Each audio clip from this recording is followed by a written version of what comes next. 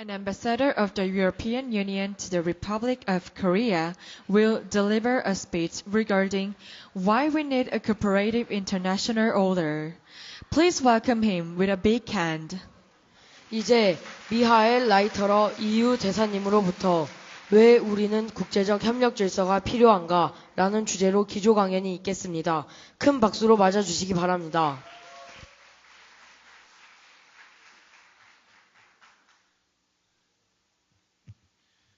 Well, good morning, everybody. Well, for me, it was a real morning. I had to get up at 4 o'clock in the morning.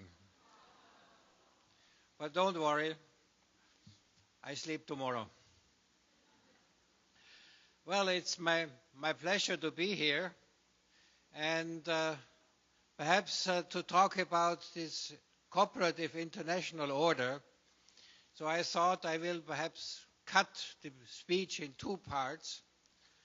In the first part, I would like to show you a little bit what I have done, but always having a cooperative order in mind.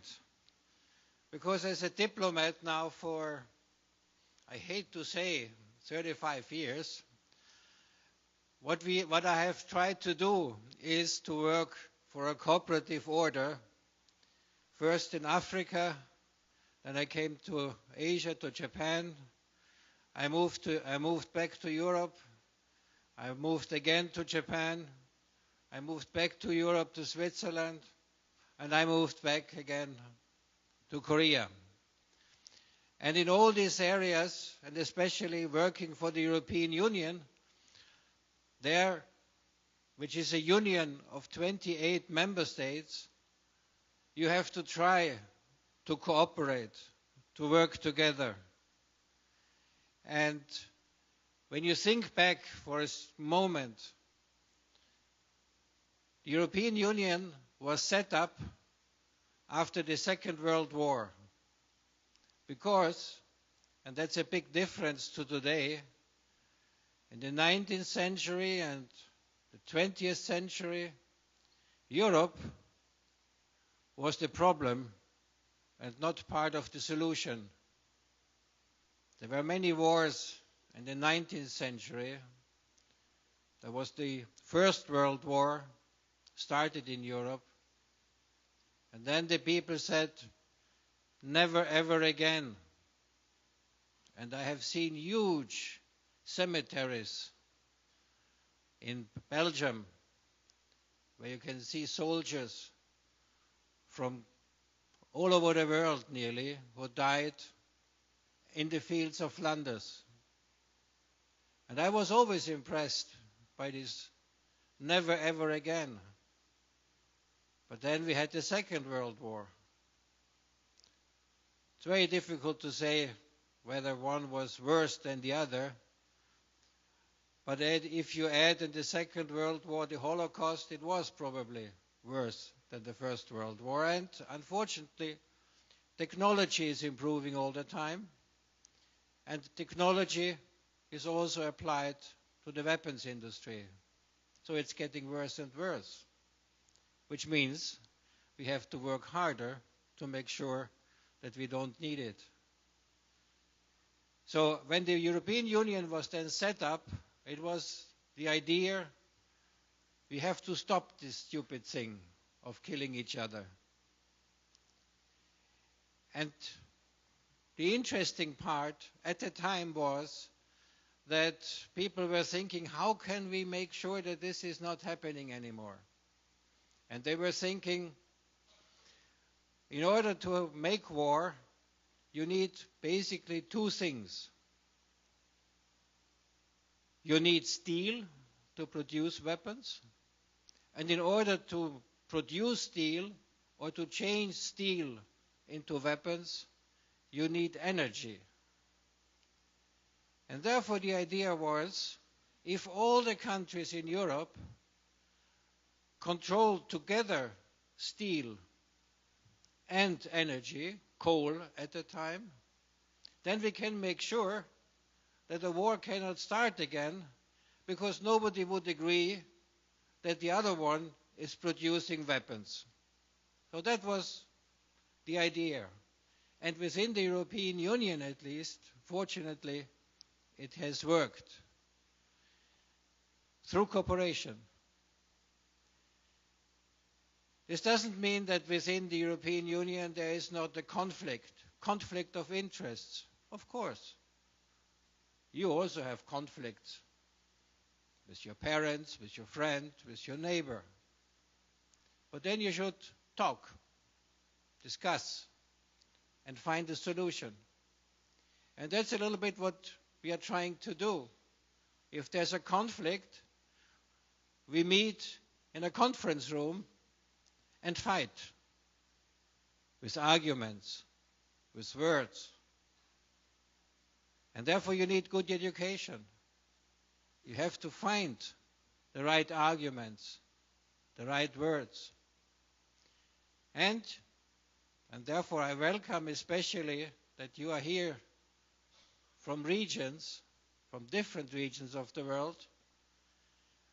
You have to know each other, because then you can argue better and you can find much easier a solution as if you don't know anybody.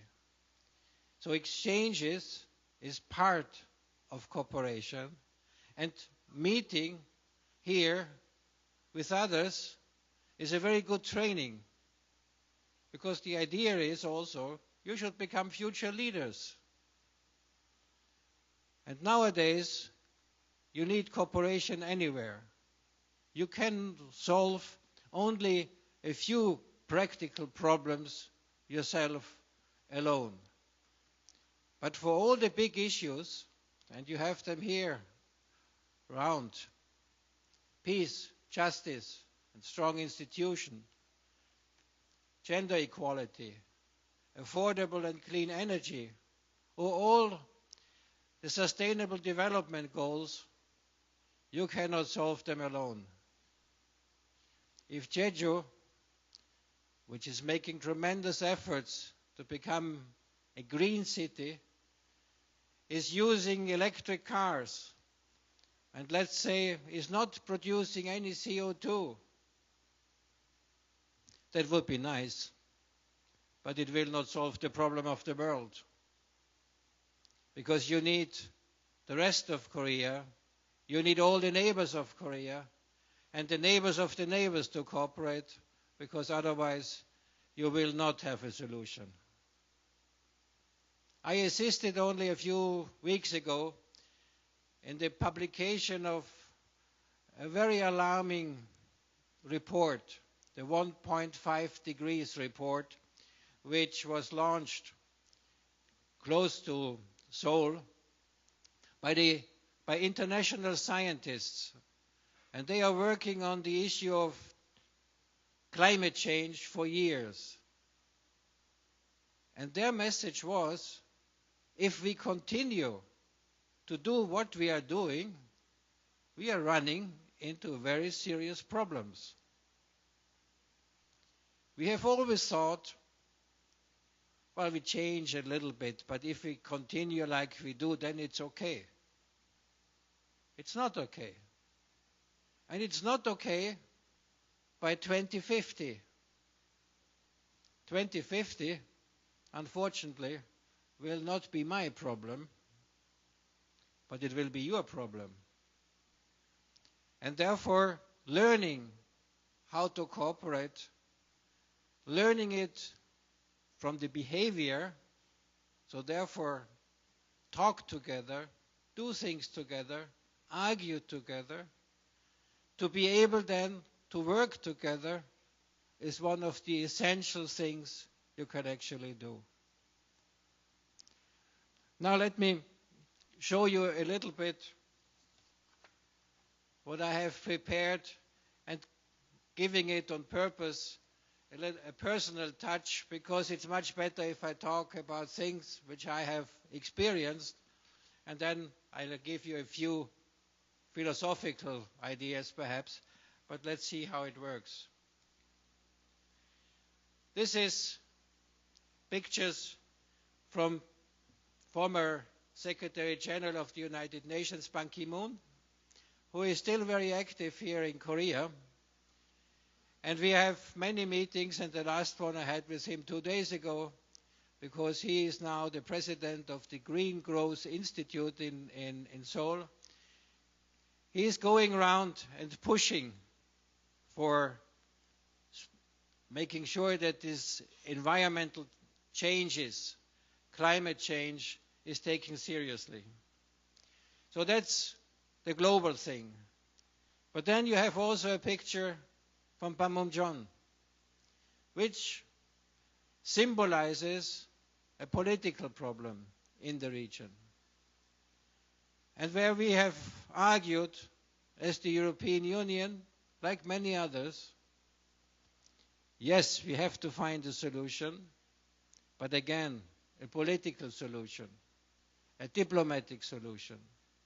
And therefore, you have to learn these techniques. Fortunately, this is changing right now. But we are not there yet. I think President Moon Jae-in has made the right steps in pushing for a political solution. But I must say, last year, I was very concerned whether we have to prepare for a military action. And that would have been a disaster.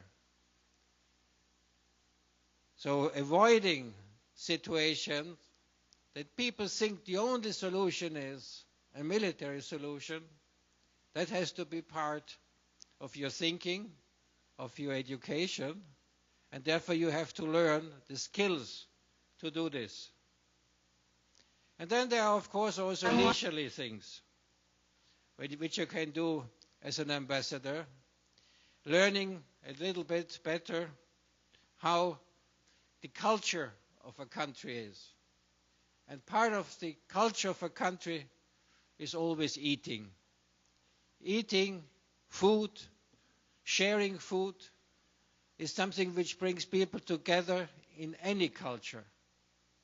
It might be a little bit different in the presentation, in taste, but it's always nice.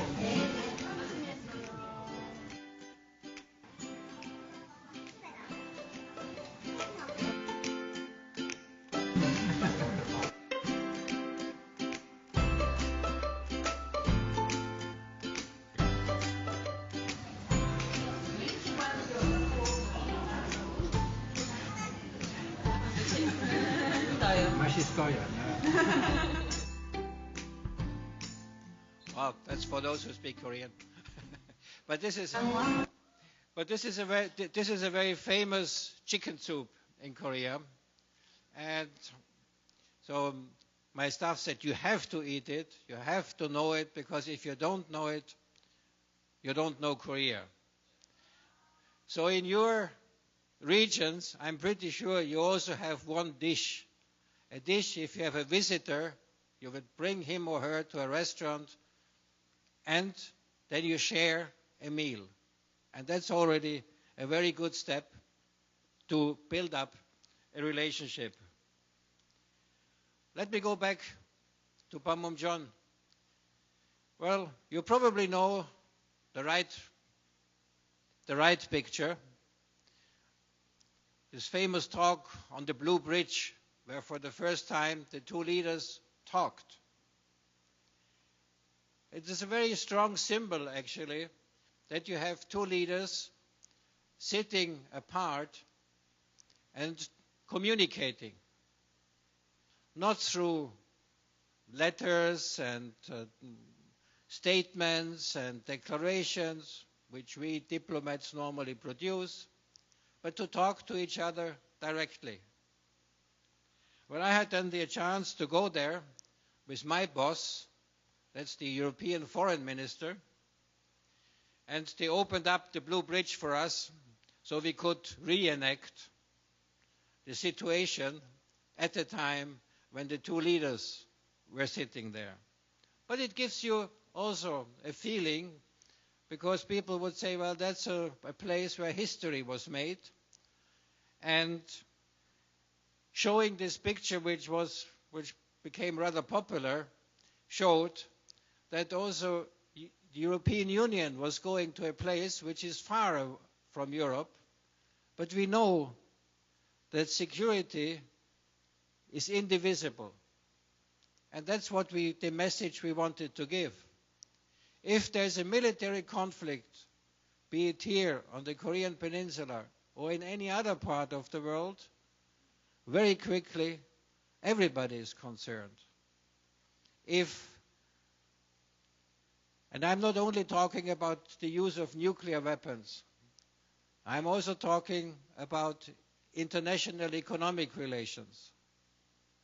If a war or military conflict stops exchanges, then we will all suffer. Because, and this is always the famous example, this is an iPhone. And in these iPhones are components of about 100 countries. So if you stop trade, you stop the production of many products, and this is just one.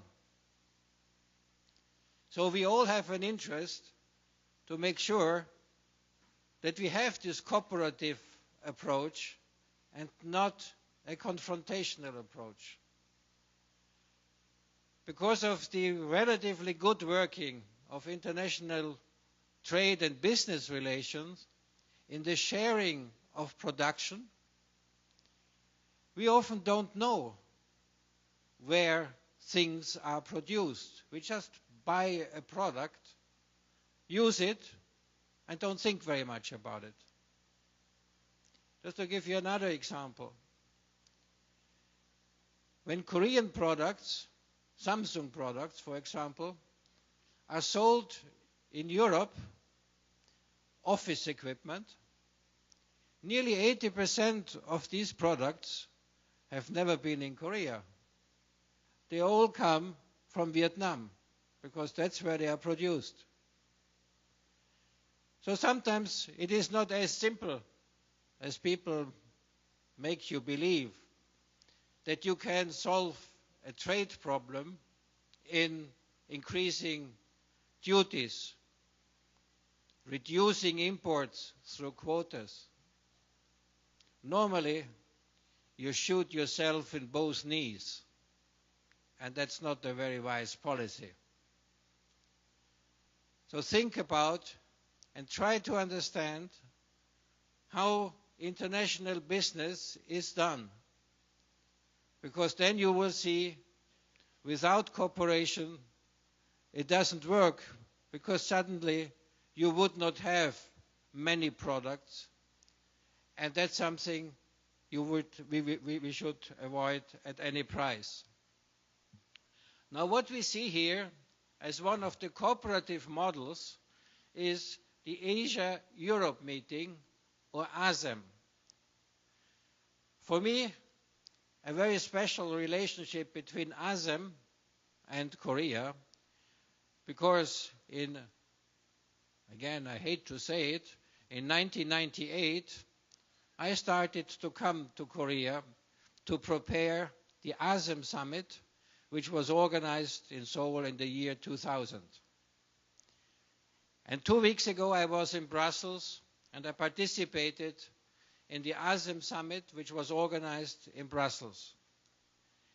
And I think now let's have a look who meets in ASEM and how important this actually is.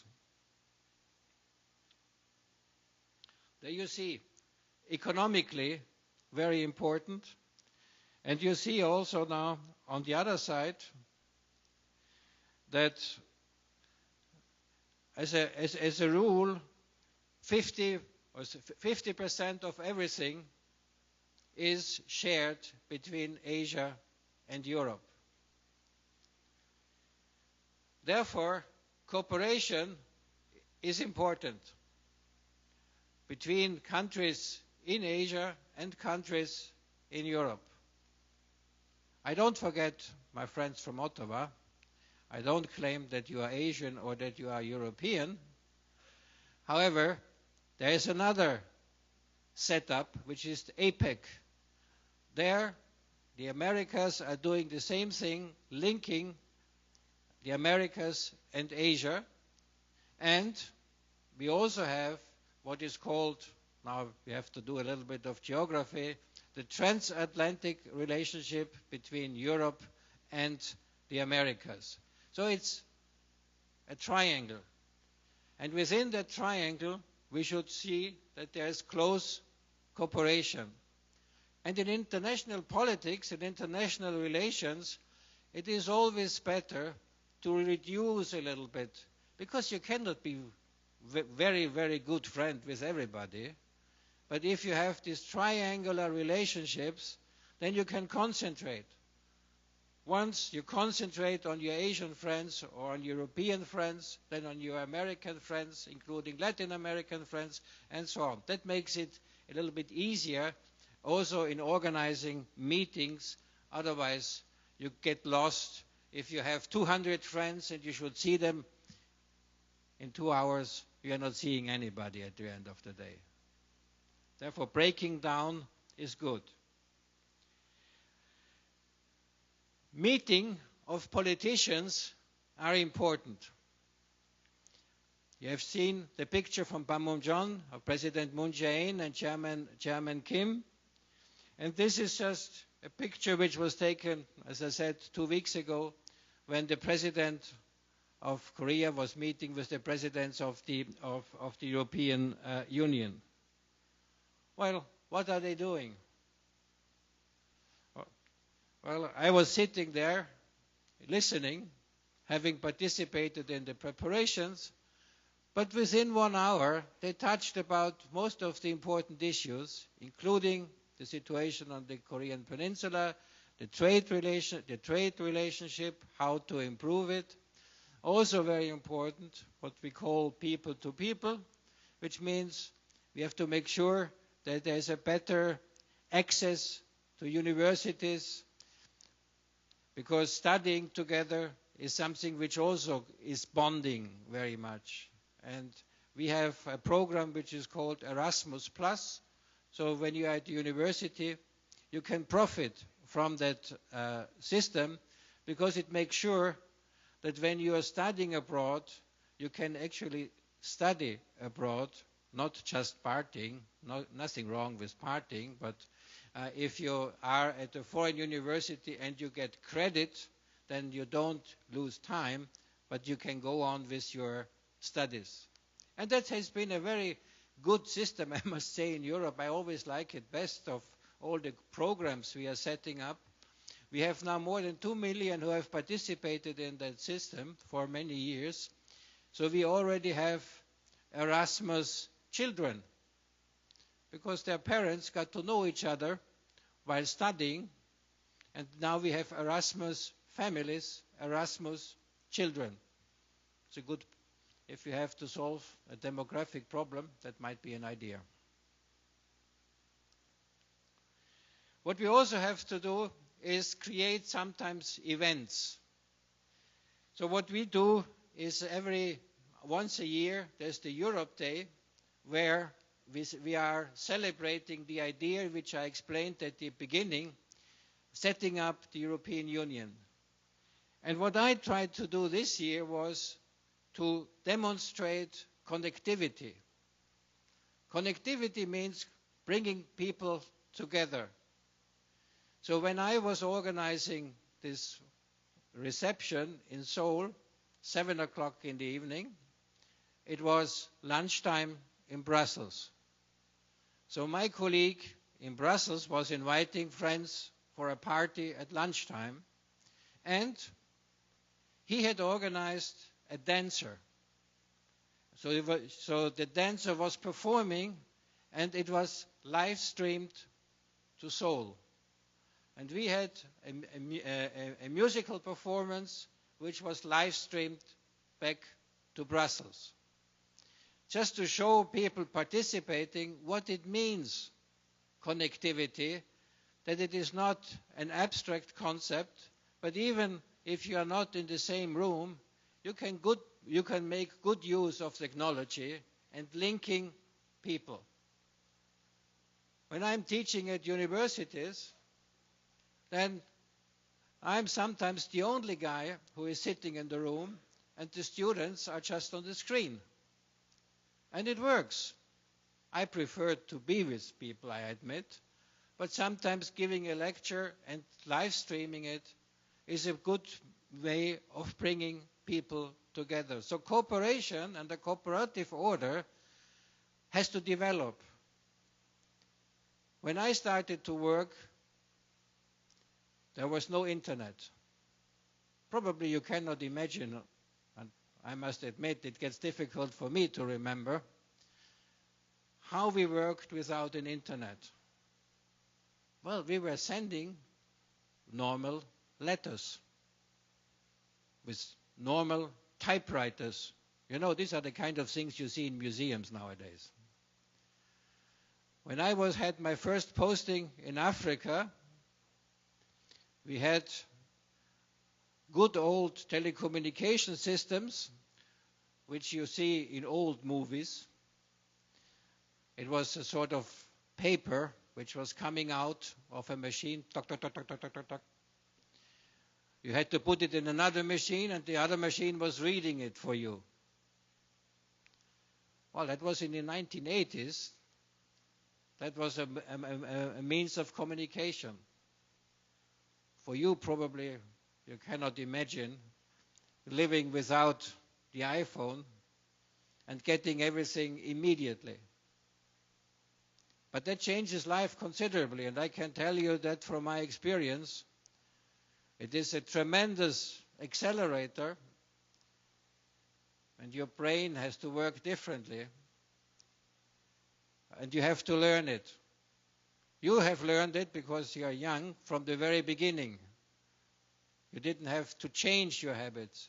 I had to change my habits quite considerably, and I'm pretty sure you will have to change yours too, because in 20 years you might think, my God, they used that kind of iPhone at the time, and probably we have moved up from 5Gs to 10Gs or whatever. There will be new professions which we don't know today. So that will be a challenge. And the challenge is a personal challenge, but will also be a challenge in international cooperation. The way politics is made today is completely different from politics in earlier days. 50 years ago, 30 years ago, 40 years ago, an ambassador was representing the country. But because of this lack of direct communication, it was much more important what an ambassador was doing than nowadays.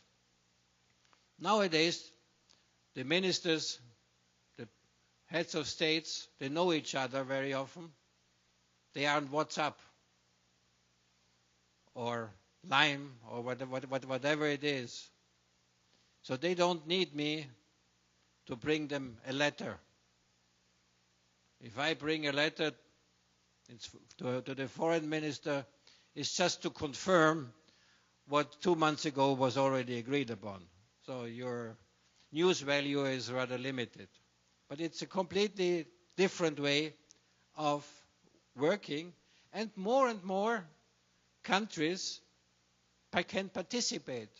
That's the positive side. When I think of all the regions represented here, many of you 20 years ago were rather remote, and everything was done only in the capital city of your country. And that has changed. Today, we talk about diplomacy by regions, diplomacy by cities.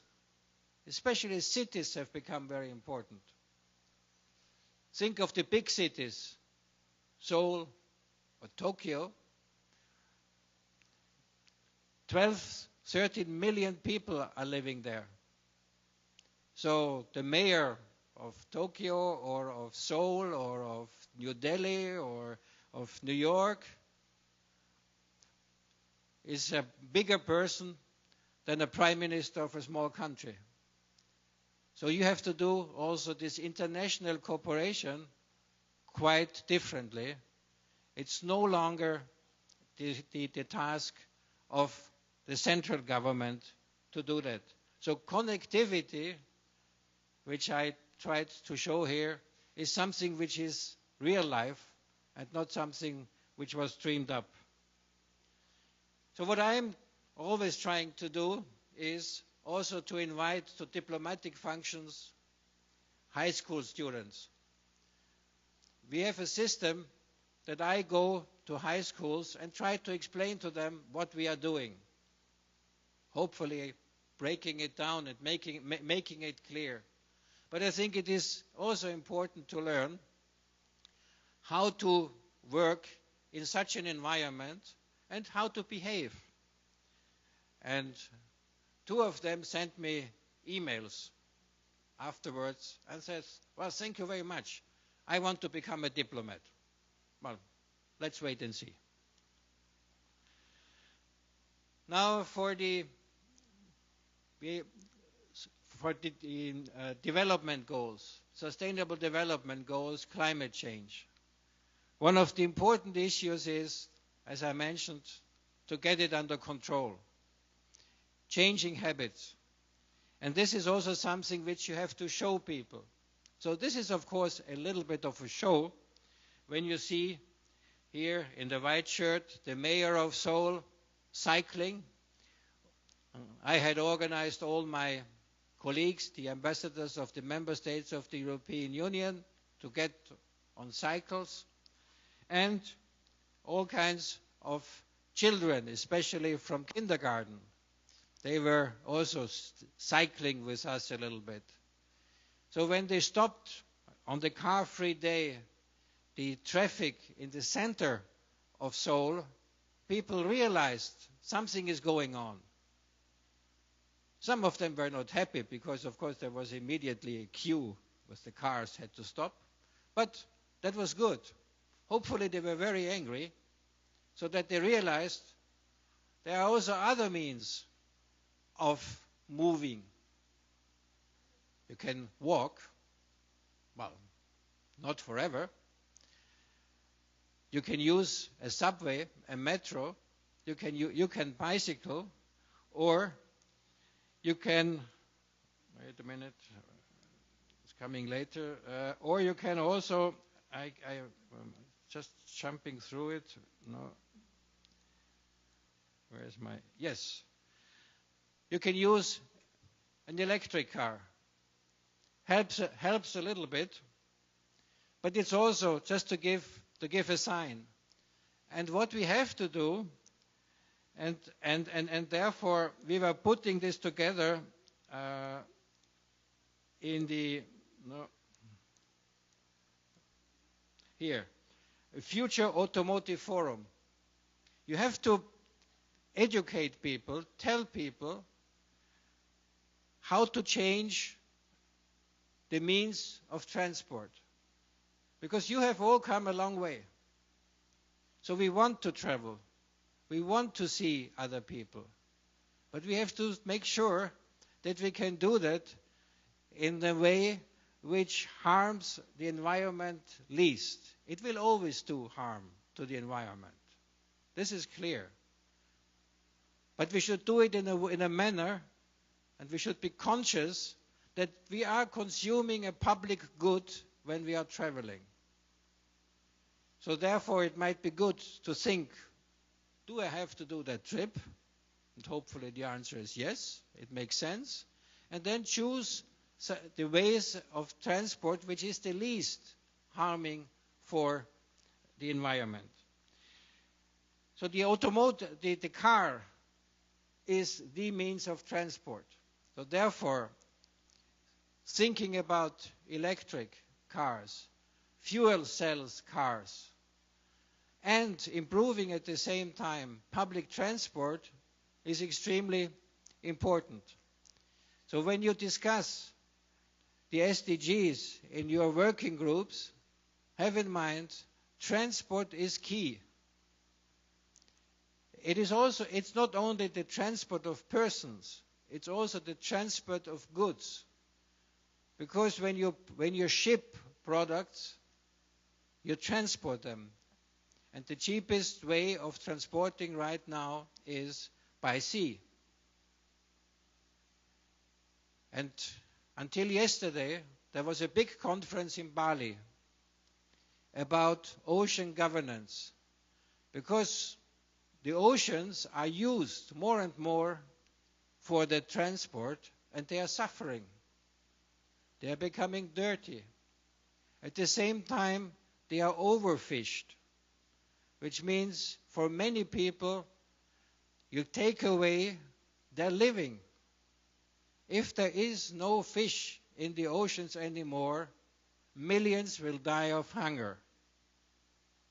That's not theory, that's a fact. And therefore, we have to work on that too. And one of the issues which one can do is, I was going in the wrong direction, I see. One of the issues one can do is avoid plastic. So that's one of the issues which I also tried to push, plastic-free days. If you go shopping and somebody offers you a plastic bag, say no thank you. Take a paper bag, or even much better, bring your own bag. There are so many cotton bags, bring it. But you have to think, if you leave your home without a bag and you want to go shopping, you have a problem. So change your habit. Bring your own bag. And make it a habit to say to everybody who offers you a plastic bag, no, thank you. Because these damn things, they stay with us much longer than you live. A plastic bag lives longer than you. Think about that. And the ocean conference going on until yesterday had one of the big issues. There are tons, millions of tons of plastic floating in certain areas of the ocean. And they stay there. And even worse, fish start to eat plastic. You eat fish, you eat plastic. You have plastic in your blood. Is that healthy? No. So be careful. This is something which is happening. It's not theory. It is happening. And this is an easy issue where you can do something in saying at least, thank you, no plastic bag. And if you have a plastic bag, dispose it in a way you normally deal with waste, and just don't put it anywhere, because it outlives you. So these are a few of the easy things to do. The same, the Energy Day.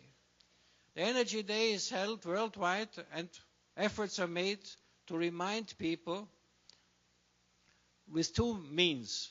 First of all, you can turn off lights and make it black.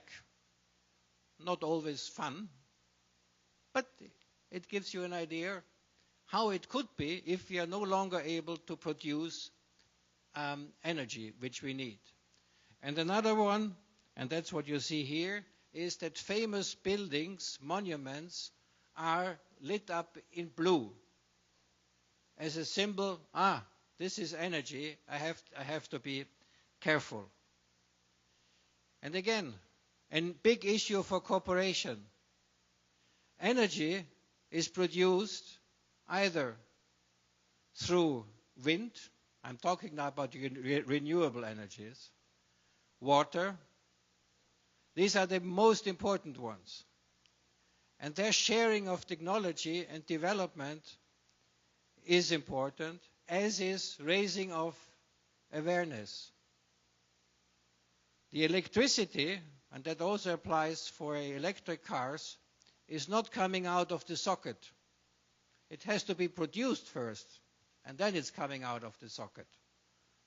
And the nuclear production of energy is something which we do right now, because we don't have too many better ideas, but we have to move quickly away also to make use of renewable energies.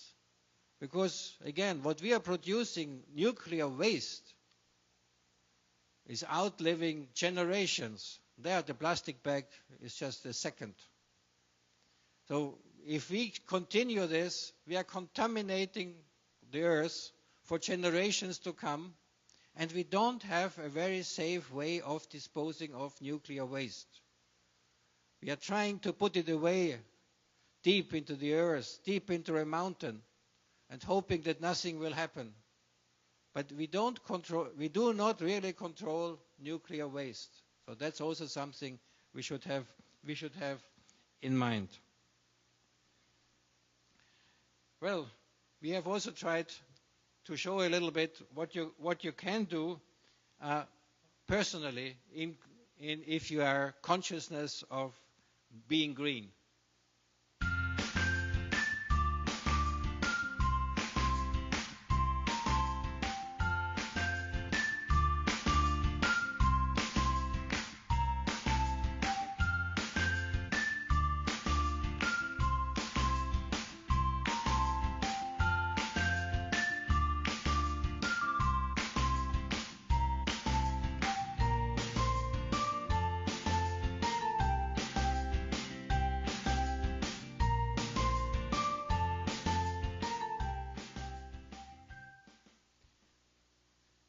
Cups.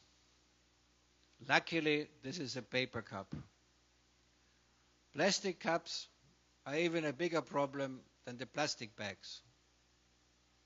So if you go and buy your drinks, the coffees and the teas, in these most popular places who sell, I don't want to make now positive or negative commercial for any of these producers, also ask them, I would like to have my coffee, my tea, my frappuccino or whatever in a paper cup and not a plastic one.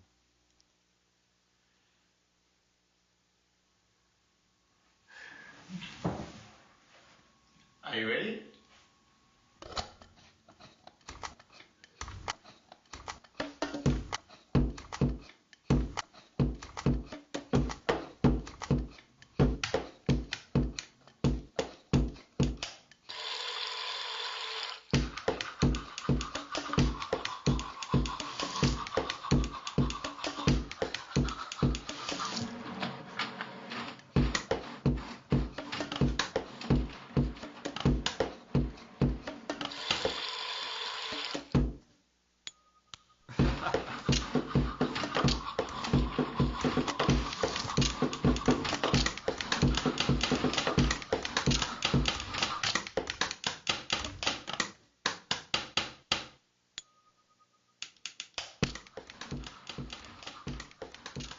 Okay, simple message, switch off what you don't need.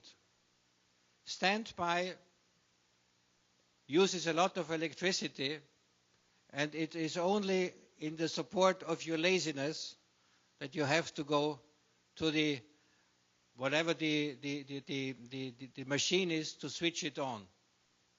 Very easy, you just have to remember that this is a possibility. So climate actions are necessary, pushing everywhere where we can, and the best ones to push is you. Because you have to live with the kind of world we are leaving behind, and just think of all these simple things. This I have done. Talking with young people, and therefore I was happy to accept the invitation to come, is one of the important issues just to raise awareness. And you have to find out, and I hope you will do that in the seminar here, how to do this in a common way, learning cooperation, learning to work together, learning to understand another culture. So cultural exchanges are, in my opinion, one of the most important things you can do and learn. Because when you understand the culture of somebody else, you will understand much better your own culture. And you have to get away from all the attitudes which tell you that your culture, my culture, is better than yours. And that's unfortunately a trend which we see right now again in international politics. That people think we are number one, we are the best. Well, if I am telling you I am the best, what is the indirect message?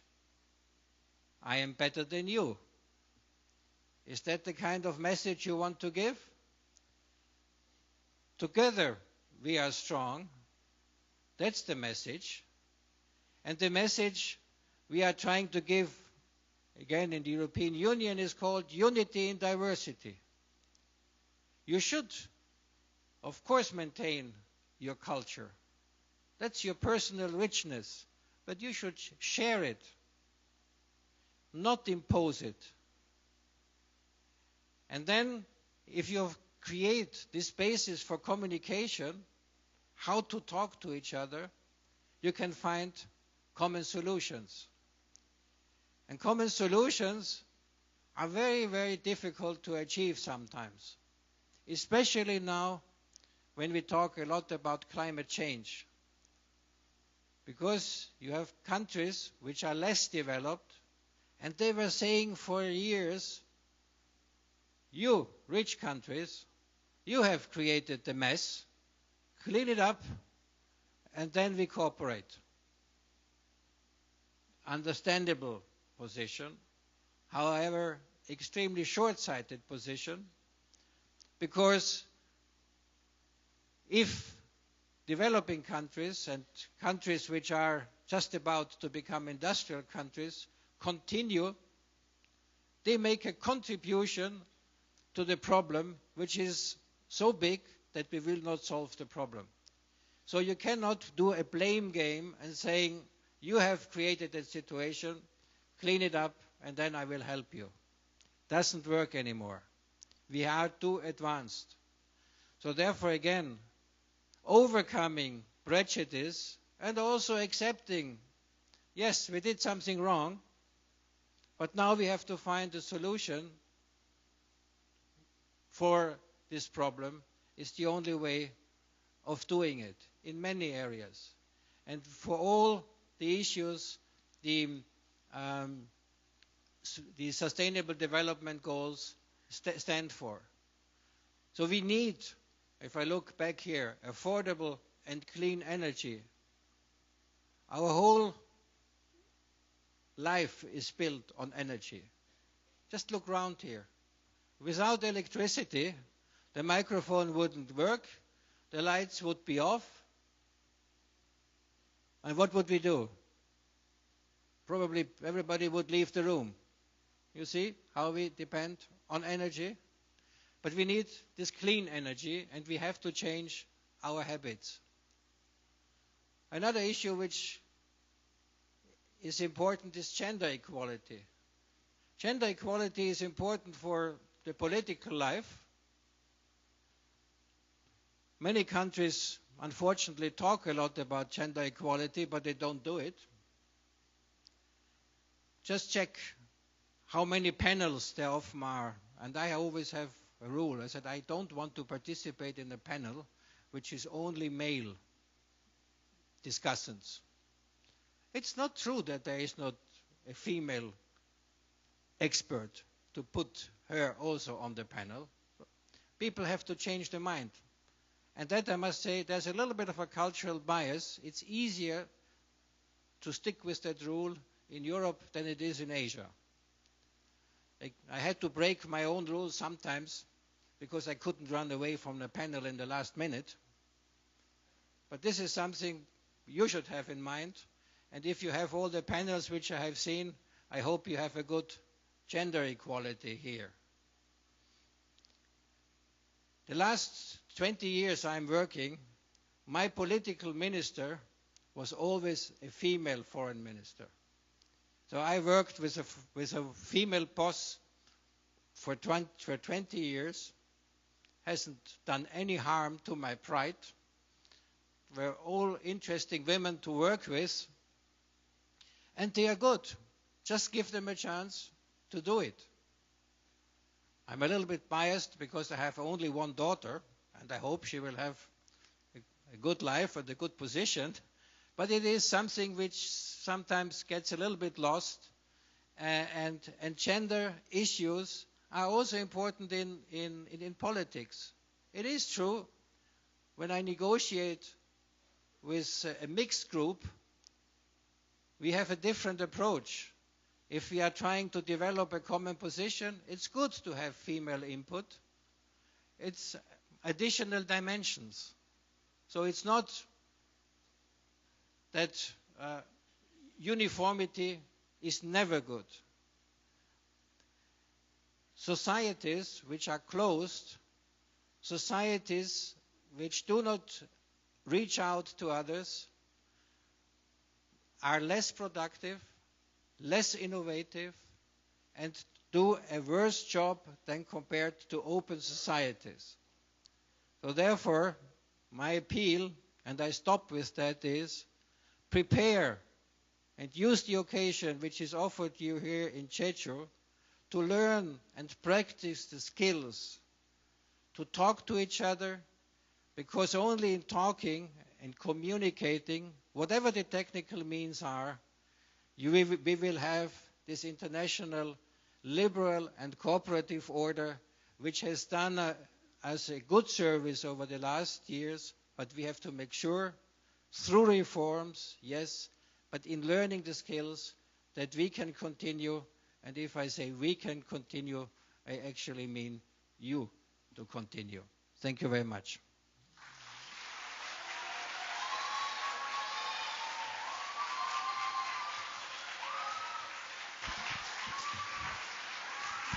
Well, I think schools can improve a lot because you spend the whole day together, half a day, 5 days, 6 days a week. And some of the easy things I've tried to show in these videos. Managing your time, that you don't have to hurry and jump in the car because you don't have time to take the public transport. Switch off the light when you leave. Make sure that whatever you bring for your food, your drinks, as I said, paper or recyclable. And why do we have to throw away each and every cup we are using? When I was young, unfortunately again, some time ago, nobody was throwing away a cup. It didn't exist.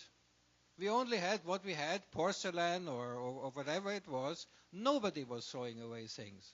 So there's something which happened, and I think this is something which can be changed. And the best thing is, if you organize once in a while a group talk. What did you do, or what ideas do you have in order to make a contribution to climate change?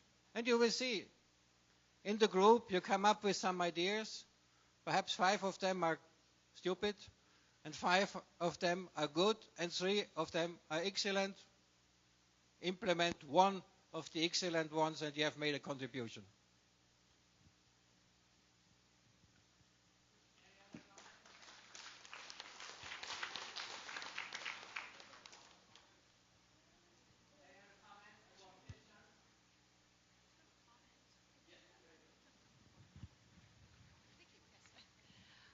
I just wanted to take this opportunity as well, of course, to thank you for your wonderful insight.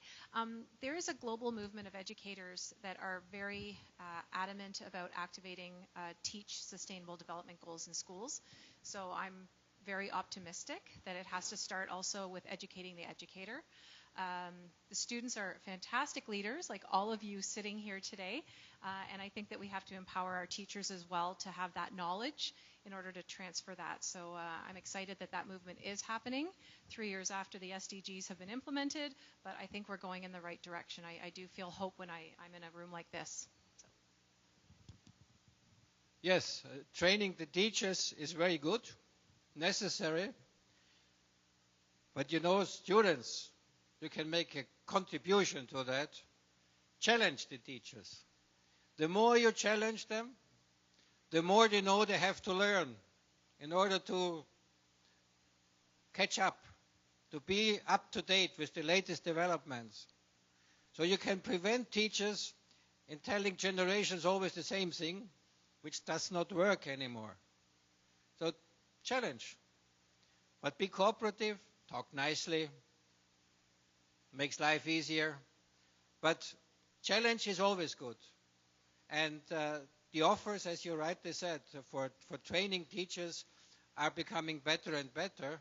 And modules are now developed in different schools, I know, for the SDGs. So the SDGs, so the Sustainable Development Goals, not to use too much slang, they need implementation, but states are not legally obliged to do it. But they should do it. They have said they will do it. So you have to make sure, talk to your politicians. If somebody wants to be elected and you can vote, check what is the program. Does he or she say something about sustainable development? Or is he or she only promising things they forget once they are elected? And give only vote to those who have in their program actions in order to fight against climate change. Go to when they have these reunions and they are trying to get your vote, challenge them. Ask them the right questions and not cheap handouts. Cheap handouts, by the way, are never cheap. Always somebody has to pay for them. Nothing like a free lunch, nothing like a free handout. So challenge them. If you challenge them, they have to think. And if you are 10 and ask the same question, he or she will change because he wants or she wants to be elected. But that's people's power. But you have to use it. So be interested in politics, especially also regional politics. Because your mayor, he can change the city. So start with the mayor. And then you can go to the prime minister and the president. But it's always easier to start around you.